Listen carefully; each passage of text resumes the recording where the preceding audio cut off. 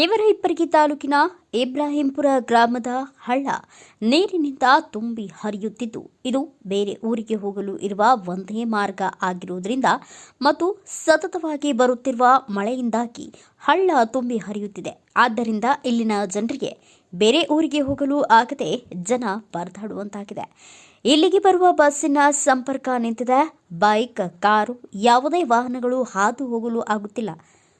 ಊರಿನ ಜನರ ಬೇಡಿಕೆ ಏನಂದ್ರೆ ಆದಷ್ಟು ಬೇಗನೆ ಈ ಸಾರಿ ಬೇಸಿಗೆಯಲ್ಲಿ ಬ್ರಿಡ್ಜ್ ನಿರ್ಮಾಣ ಮಾಡಿ ಕೊಡಲು ಶಾಸಕರಿಗೆ ತಿಳಿಸಿದ್ದಾರೆ.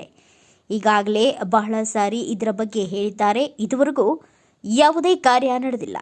ವರದಿಗಾರ ಚಿದಾನಂದ ಎಸ್ ಹುಣಸಗಿ, ದೇವರಹಿಪ್ಪರಗಿ. ಊರಿನ ಗ್ರಾಮಸ್ಥರ ಮಾಹಿತಿ ಪ್ರಕಾರ ಏನಪ್ಪಾ ಅಂತಂದ್ರೆ ಇಬ್ರಾಹಿಂಪುರಕ್ಕೆ ಇದು ಇರೋದೇ ಒಂದೇ ದಾರಿ ಅದ.